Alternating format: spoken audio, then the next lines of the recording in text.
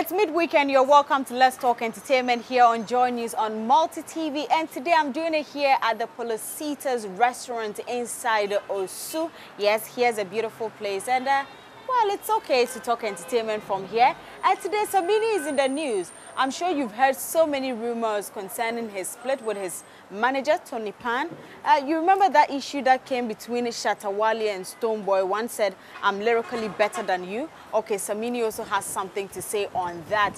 And that suit, Kiddy and Kwame Eugene wore, yes, the same color, the same jacket, they've all spoken about it, and I'm here to give that right here on Let's Talk Entertainment. And Yaa Yaa also opens up on her role in Uncle Ebo Whyte play. That is special delivery. Sometimes when you hear, you think it's Edem, it's not Edem's special delivery. This is Uncle Ebo's special delivery. My name is Doreen Avio, and the show is Let's Talk Entertainment.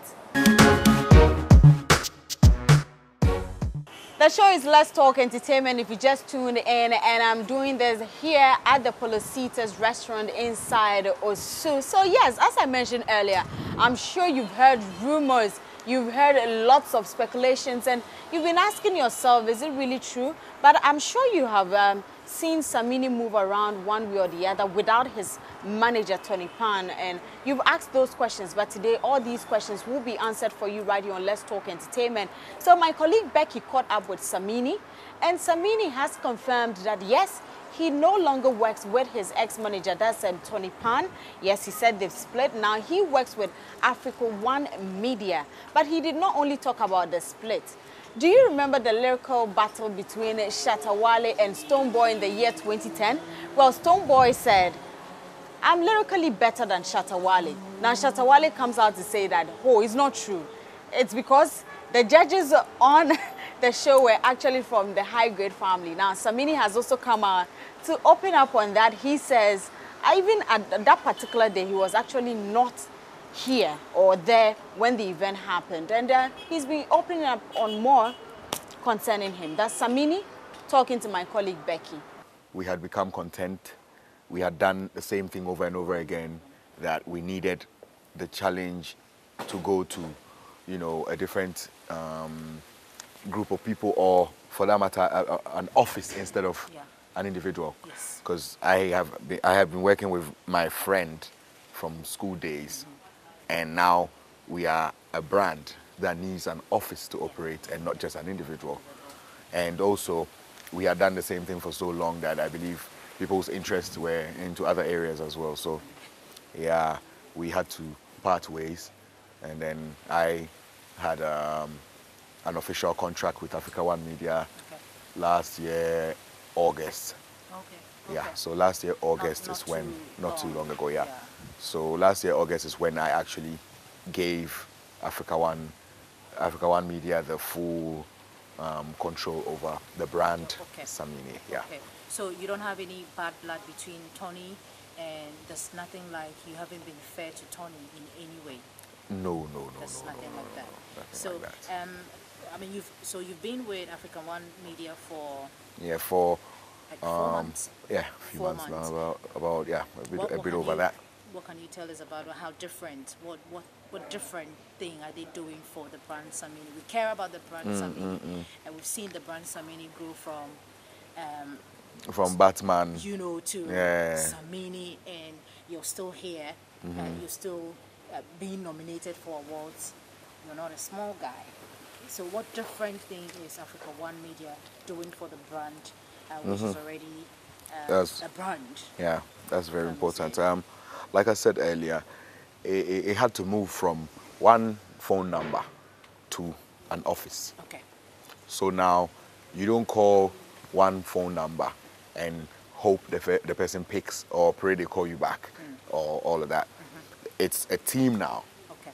So the difference here is that when one is asleep, one is doing something. Yeah. So I have a more vibrant team, a more active group of people than an overworked individual, or an overused with no bad intention individual.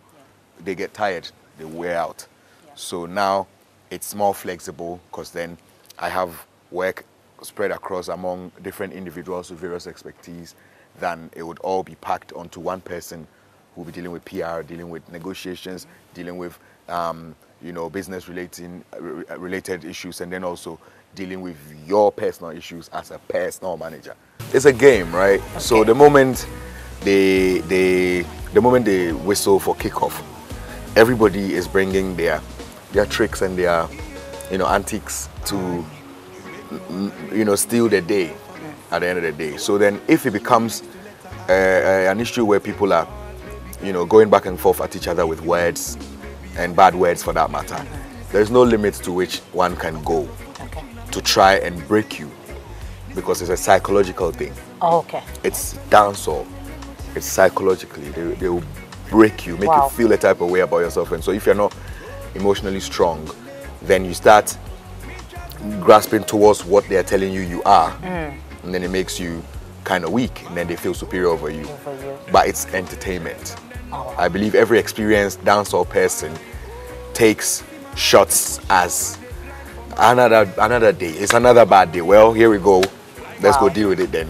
So when that's over, then all right, let's go sing for the girls. Let's go make the girls wind. That's fine. That's what we love to do. But when it becomes battle, it's another day to show what you can do.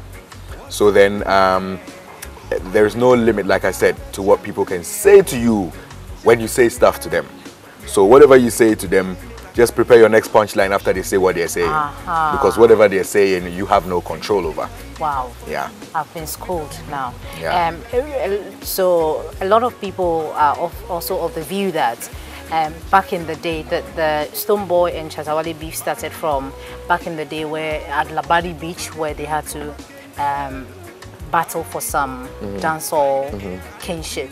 And according to Chatawale, all the I think the judges that night or that day, particular day, were high-grade family. How? And he thinks that that's the reason why Stonebwoy won, because Stonebwoy is from high-grade family.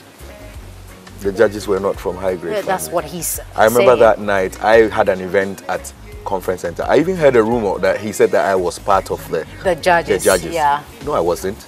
So you see why I always say that certain people like to just lie blatantly and defend the lie, whether you like it or not. They've lied and they're telling you that's what it is and they're believing it.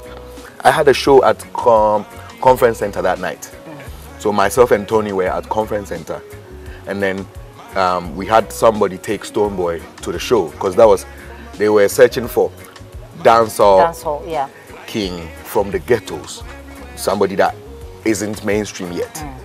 So I wasn't even expecting Badana from 2003 to be on the list with Stonebwoy then trying to fight for who's dancehall king or whatever. But at that time, I believe that maybe he felt like, well, he could take the chance because he was still trying to come out again, you know. So yeah, they were doing what they were doing. I was at Conference Center till he won, and then called us backstage. Stonebwoy. Yes, Stonebwoy won and called us backstage.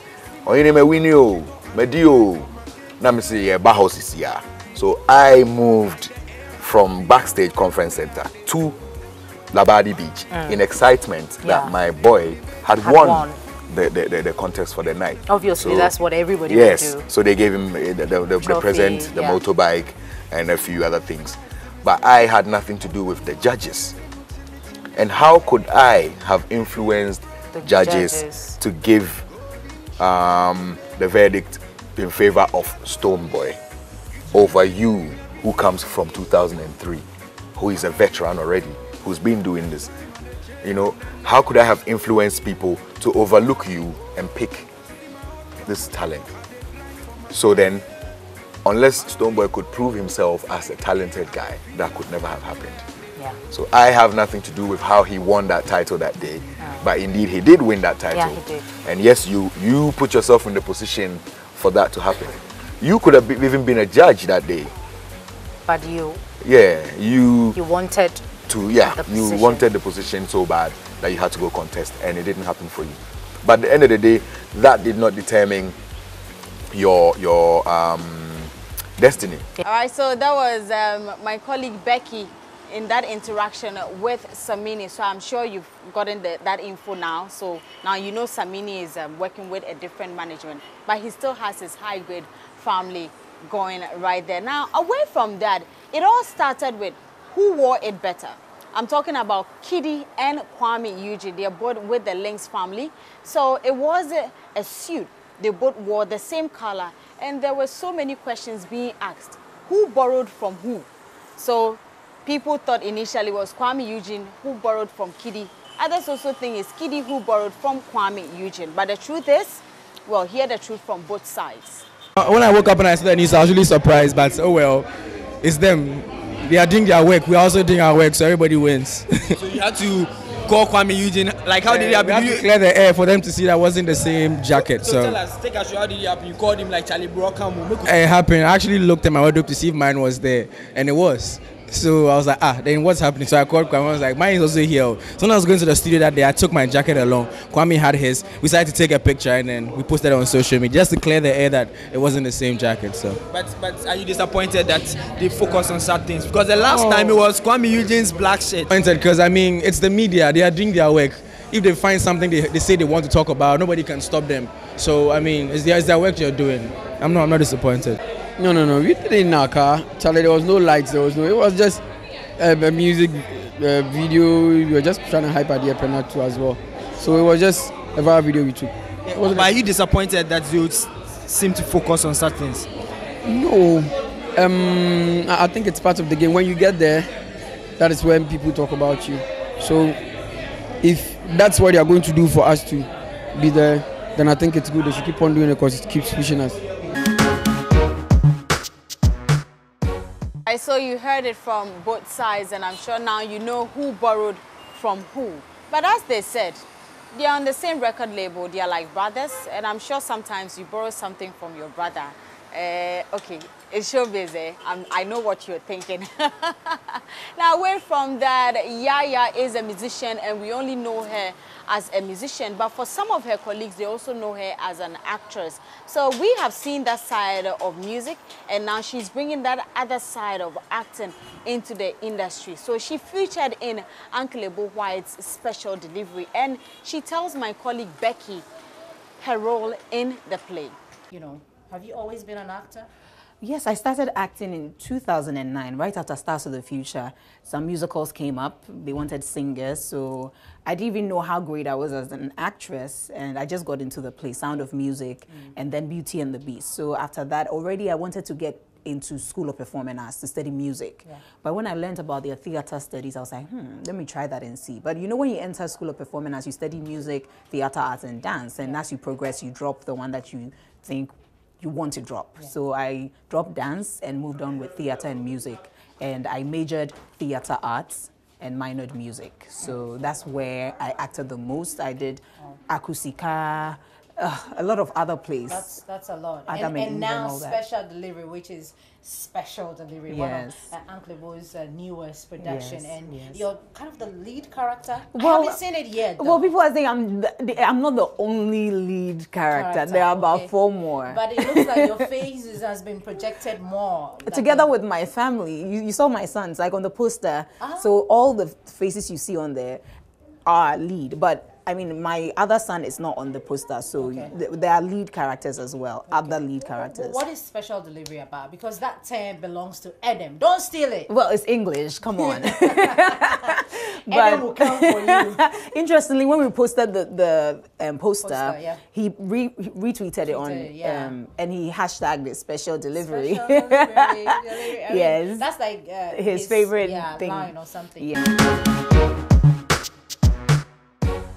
Special Delivery, and I'm sure when that name comes out, it's all about Edem, and you heard her say it's like, oh, it's just a play, and I hope you went to see that play. If you didn't go to see it, then you missed out a lot on that.